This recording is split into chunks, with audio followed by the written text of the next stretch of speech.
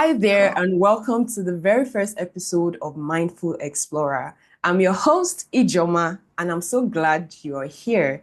This podcast is all about Africa, its stories, its people, and the bold voices reshaping how we see the continent from the inside out. And today, we are starting strong. Our very first guest just hit 100,000 subscribers on YouTube. Let that sink in. That's not just numbers, that's 100,000 people tuning in to see Africa through our lens, unfiltered, honest, and deeply human. She's a digital storyteller, a proud Pan-African voice, and someone whose video constantly reminds us that there is more to Africa than what mainstream media shows us. Whether you've watched our Sahel series, our deep dives on global African connections, or our take on untold histories, this one makes you stop scrolling and start thinking. Wongel, welcome to Mindful Explorer. And first off, congratulations on 100K. That's such a major milestone. Thank you so much. I'm very grateful and honored that I have a community. I have a community of people that care about the same things. Usually, not usually, but like sometimes you can build a community or like you have 100,000 followers or subscribers, but then you're not on the same wavelength. So at least I'm very grateful that the people that come to my page are like-minded and we care about the same thing, which is Africa. And I'm just honored and grateful that I was able to achieve that milestone. Actually, a major milestone. Did you ever imagine that your channel would grow to this scale when you first started? No, you hope, but it just seems impossible, especially in the beginning. But yeah, I'm glad I get to see it, and it was a really nice feeling to be able to achieve that. I bet it is. So, you know what? One thing I love about your work is how intentional it is. There's this deep love for the continent that flows through everything that you create. But I want us to go back a bit. Where did this all begin for you? Was there a particular moment that made you think, I need to start telling African stories in a different way? Or was it more of a slow, natural unfolding? Mine is I don't know if other people can relate as well, but there's something motherhood unlocks in you. And for me, when I realized that I'm bringing children, kids, future generation into this world, it just hit me. It made me realize that there's a lot of mess going on, and I want to make it a better place for them and their peers. And I want to contribute in a way. The more you know, the more you, okay, initially it was like a panic. I'm like, oh my God, all this mess, and we're expecting to just leave it to the next generation and then they have to deal with it. Like it just seemed so unfair and so harsh and so horrible. The more you know, the more you almost don't want to bring kids into this world. But then it does something to you. For me at least, it made me really deeply care about the next generation and wanting to contribute and do my best to live it better than I found it. I really started to care more when I got out of myself, like your selfishness. You know how you're usually thinking about yourself, but it made me think about outside of myself. And that helped me, I think, realize. And then the more you dig deep, you go through the rabbit hole and then you realize all the evil of this world. And what we go through is like, oh my God, we need to do something about it. And it just creates that passion or fire in you. That was my experience. I don't know if anybody can relate, but it's my Wow. experience. Wow, that's awesome coming Yeah. from you. That's very awesome. I'm quite curious. Was this from the beginning? Were you always into storytelling, or did you start your channel thinking already, I want to speak about Africa and tell African stories, or did you sort of like stumble into it in the process of creating content online? Well, I've always been a storyteller, even without a channel. Like I like to tell stories whenever a topic interests me. I investigate it, I read about it, and then I go and share with my friends and family. That's always been me. But in this particular case, I created my channel specifically dedicating it to Africans and African people and African descendants, because that is the core reason why I even have a channel. So yeah, initially, even my first video, it's targeting that. So that's how I began. That's incredible, Wongel. That's incredible. Now I have to dive into something that got a lot of us talking right now, and that's the Sahel movement. Places like Mali, Niger, and Burkina Faso pushing back, reclaiming power, and sparking Pan-African conversations again. For instance, many young Africans are paying attention to leaders like Ibrahim Traore in Burkina Faso, someone who has become a symbol of resistance and self-determination. So, what are your thoughts on this Pan-African momentum? Do you think it would be a catalyst for deeper unity or even rethinking leadership across Africa? 100%. It definitely is waking up a lot of people. It's lighting a fire that I told you about. Like for me, it was about probably 7, 8 years ago that fire lit in me.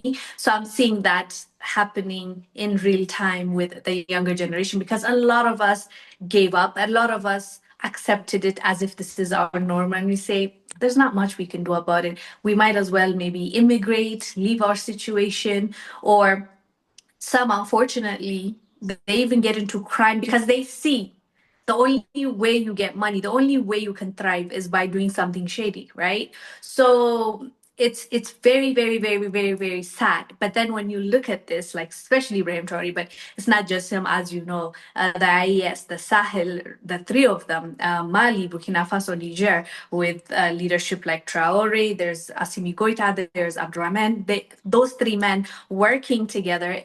It's showing the rest of Africans that gave up, that almost felt like this is the norm. We just have to accept it because we don't see a way out of this. It's giving us hope that it can be done actually. It just takes one person, it just takes two people, or it just takes a few of us to come together and decide and change, right? So it definitely has an impact, and I'm seeing it in real time happening. I'm glad that it is uniting us, and I pray that it continues to unite us, and the awareness is just incredible to witness. So yes, definitely these three leaders are leading by example with the treaties they are signing, with just that mentality of I'm my brother's keeper, and that's what they're showing us. And definitely the younger generation is watching that and is being motivated, and I'm glad it's happening. So hopefully now we can see the ripple effect in other countries as well. Yes, that was brilliant. Seeing the ripple effect. I also like the fact that you use the phrase, you are our brother's keeper. That's beautiful. There's this strong Pan-African thread in everything that you do, from the languages you embrace to the communities that you highlight. So I would like to know, what does Pan-African mean to you personally, and how has that shaped the kind of stories that you seek out? For me, it's unity. Mm, Unity is where oh, I think if we understand that we're stronger together, everything changes. I think everything will start changing, because let's just the exact same example you gave with the three countries. When they came together, the IES, at first it was almost like people were laughing at them. ECOWAS was like, what are you going to do without us, whatever. And then when ECOWAS started threatening Niger, do you remember how Mali and Burkina Faso came together and said, even if it comes to it, we'll stand with them, we'll send our soldiers, we'll protect them.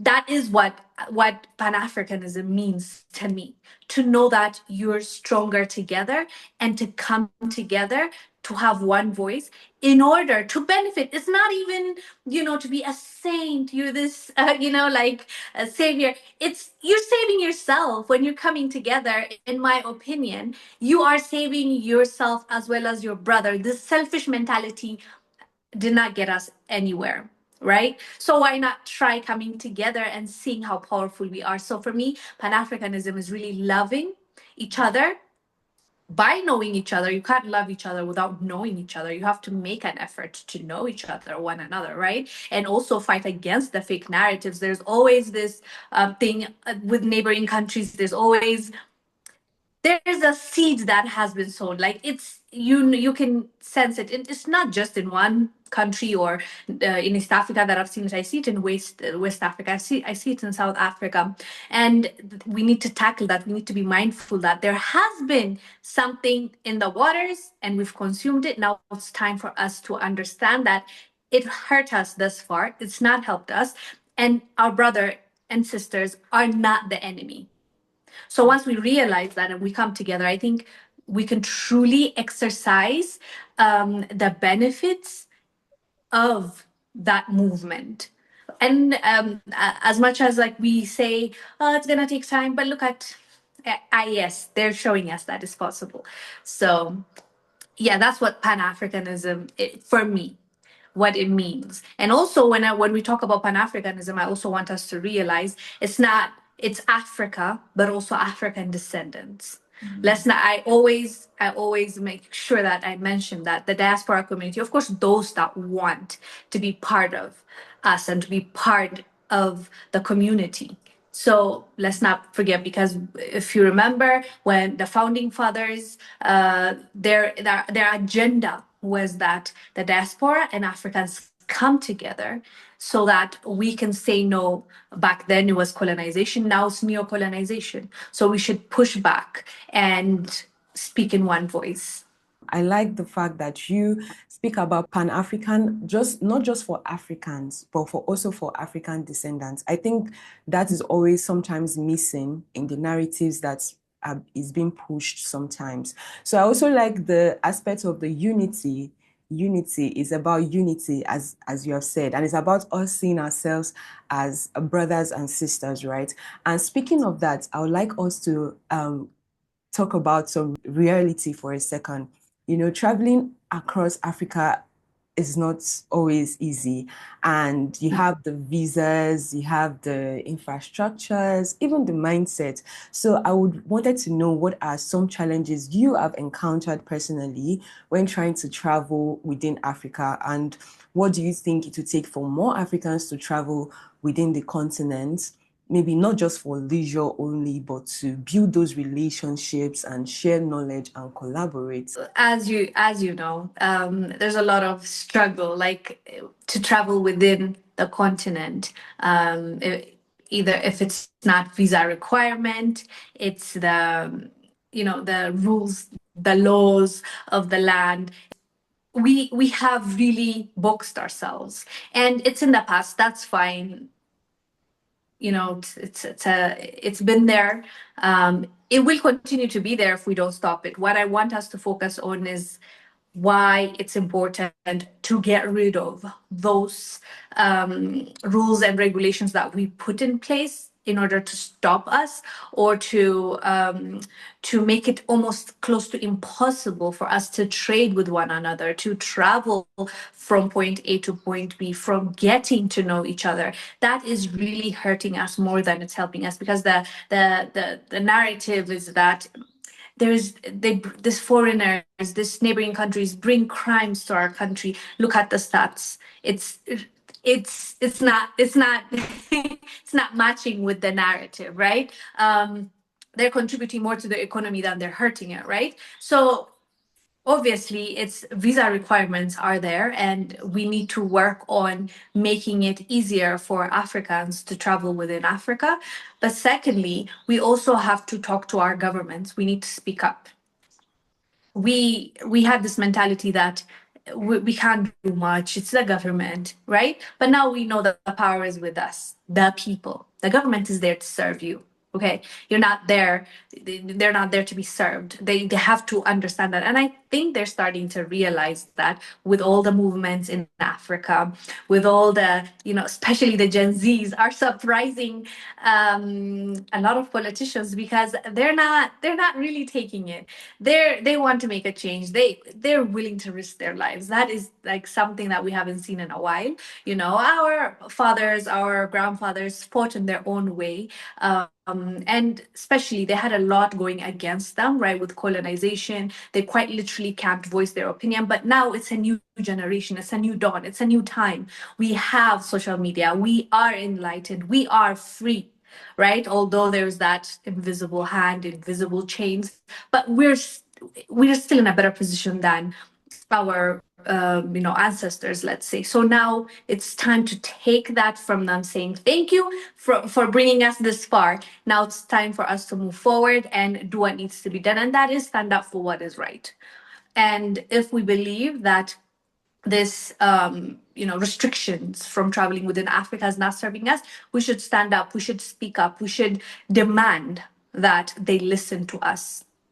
So that is a problem, obviously. I have faced those things as well. I have an Ethiopian passport, and it's not one of like the best passports to have because of the assumption, because of how many countries will not allow you to access their countries because of that, because of all the hurdles you have to go through in order to go to most African countries, actually. So I've faced them. I've talked about them on my channel. It's discouraging, especially when you're taking your own hard-earned money and you're trying to spend in that country, and like, you know what I mean? Like you're so optimistic and happy to do that because that's what you want to do.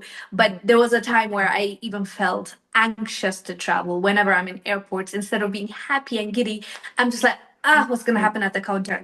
What's going to happen with this immigration officer? It's a horrible thing, and we don't deserve to go through this. So we need to put a stop to it. If you're a content creator, talk about it, create awareness. If you're an individual, now you have a phone as well, film it, post it, tell us what happened. We'll make noise on your behalf as well. So what we can do is just push back, because it's not right, obviously, because others can access our countries, but we can't access our own continent. That's insane. That's awesome. Do you see the passion? Let me know in the comment section. Do you see the passion Wongel is coming with? I love that so much. You can see that this is something she's really passionate about.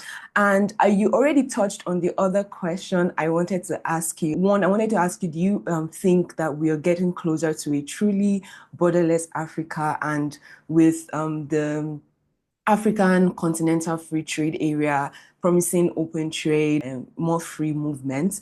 I wanted to ask, what role do you think content creators and digital nomads like you can play in breaking down these invisible walls?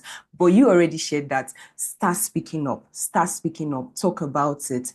And you also mentioned the fact that the government we're not to serve them, they are to serve us. And also the likes of the Gen Zs, the youth, and a lot of youth are speaking up right now and growing. There's a growing youth energy behind the old movement, which is awesome to see. And you also mentioned the fact that our forefathers tried, but they had so many restrictions, the colonialism and all that. Those were great points that you stated there. So thank you. And now you spoke about Ethiopia, your home country. Let's talk about Ethiopia.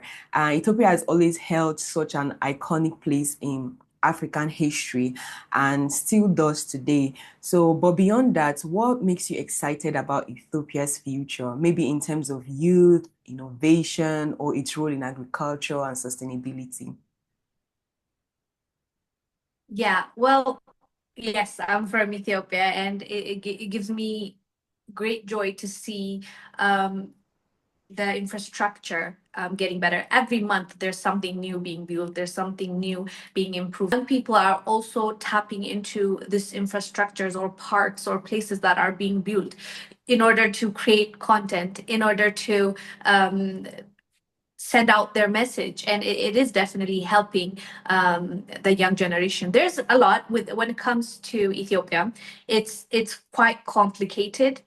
There's a lot of positive that's happening, but it's not perfect, obviously. But my hope is that this will open more doors and creates opportunities for the younger generation. I've seen this with content creation, how now the younger generation have a place to go to and film and post, and you know what I mean? And with technology now, 5G being introduced and the internet being accessible, Ethiopia has been a closed market for a long time. And especially when it comes to communication, telecommunication, we only had one organization called Ethio Telecom, which ran the whole entire country and never had a competition. Although it's government owned, when there's competition, the customer gets the benefits because of the Yes. competition. So now they've allowed Safaricom to enter the market, and that is, from what I'm seeing, it's creating a little bit of competition, which means it offers more opportunities and more, it creates jobs, but as well as the internet and the data and the airtime is getting cheaper. I see young people also tapping into that, which I like. Right now, especially right now in 2025, the greatest equalizer is the internet. Social media is connecting us, is bringing us together, but also bringing us opportunities like me and you wouldn't have if this internet thing was not there. So Africans are also getting opportunities the same way, let's say, the North or the West, others are getting, right? That is why I appreciate, even with the Gen Z movement, they were using internet in a lot of countries and tweets. Even in Nigeria, I remember on Twitter the Lekki situation. It was because of internet that we were able to see what was happening in Nigeria and see what was like. We were able to give a voice even to our to somewhere in West Africa, right? Because of internet, and we saw your struggles, we saw what was happening, we saw what the government was doing, right? So obviously, with innovation and with having access to the internet is definitely going to help the people to be able to tap into opportunities that they were not going to otherwise, right? So I see that as well, and I also see what Ethiopia is trying to do with clean energy. I see with the manufacturing. Just recently, I think we launched the, what are they called? I think they're called bullets for, usually we import things like that, and when the West says you're not getting any, you're not getting any because you're dependent on them. So it's really important to be self-sufficient. Extremely important. Like that's what one of the things I love about Ibrahim Traore as well. Like opening gold refinery, opening up manufacturers. We need to create ourselves, like the local. We have the youth, right? We have, so why not invest in them, in their skills, and then make sure that they get paid while they do it, and we still do it locally instead of just removing our raw materials, extracting them, and sending them for close to pennies, close to nothing, peanuts.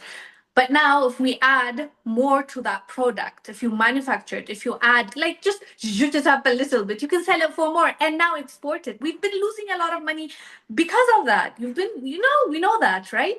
So, creating our own manufacturing companies or exploring our own resources goes a long way. That's why we were stuck in a place for a long time, because, like, we depend on the outsiders to come and extract. They never transfer skills. They never show us how they've done it. So they take it out for close to nothing, come sell it to us for more. Skill was not transferred. Our resource was taken out. They use their own stuff, their own machines, their own people, because they bring, even the Chinese, they bring their own staff. So the payment is within, and we pay them as a country as well for certain projects. So it's like lose situation. It's just insane, insanity. So we need to put a stop to that. And we're seeing Ethiopia doing that as well. Like you can see drones. There was a launch of a drone company as well. So we love that. We love to see that happening. And I think we're in the right trajectory.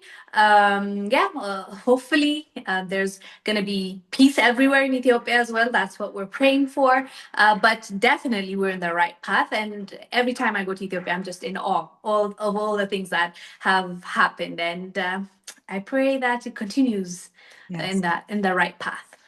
Yes. Thank you so much. This conversation is so rich.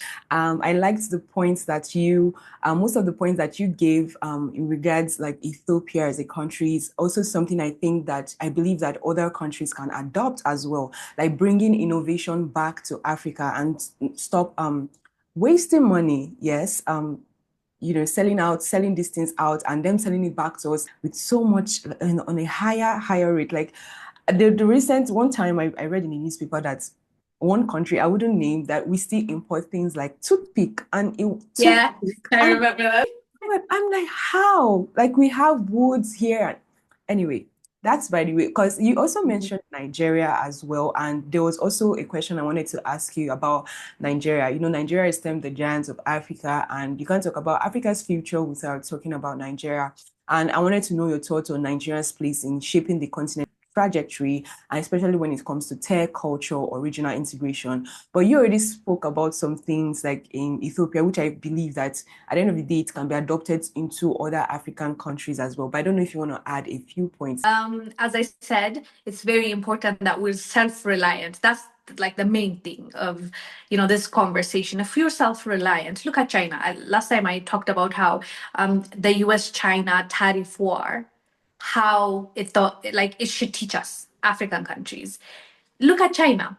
They were able to push back. They were able to defend themselves, and they were able to say no to BS because they built their country, they built their economies, they focused on their resources, the human skill they have. You've seen how strong and how they were able to stand up straight because of all these things that they were doing, right? Just a few years ago, no one could have envisioned China being in this position, but they did that. So we can Africa with our resources, or we can triple, 10 times do whatever China was able to do. It's just we need to know what to do. And now we know. At this point, I think we have that awareness. It's just now right leadership, right?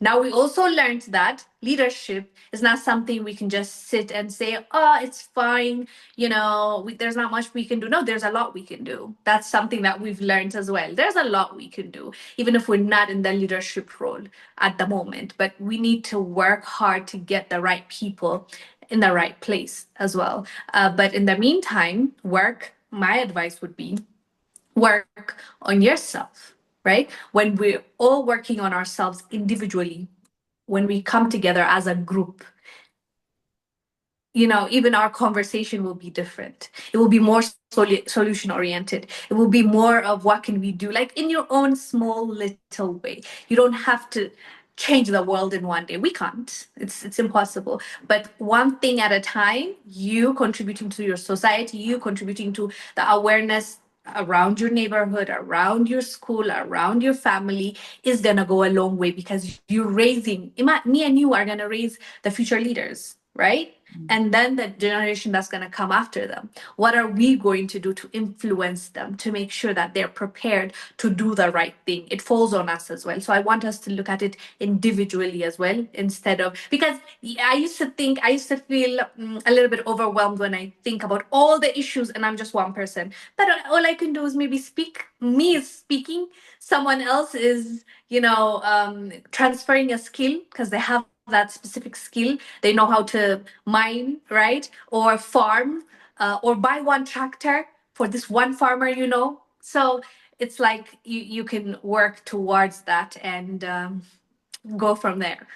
I don't know if I answered your question. Yeah, perfectly. So I wanted to ask you fire some fun wrap-up questions, rapid fire, Okay. but I don't know if we have enough time to do that. So let's see if we Okay, can do let's that try. Let's see. in 1 minute. All right. So you recently were in Ghana, and that's a favorite destination for many travelers in the diaspora. So what stood out for you most there? The first thing that comes to mind. People, very, very, very kind, nice, smiley people. That's awesome. A country in Africa you haven't visited but can't wait to. Nigeria. I love that. One video Can't that wait. changed your life. One video that changed your life. I don't remember a specific video, but I can tell you a book Yes, book. by Yes. Miles Monroe, Dr. Miles Monroe. Awesome. Purpose. What was it? Yes. It's something Purpose. purpose. Yes, I do. I wanted to also I, ask your favorite book of all time, but I think that answers for it.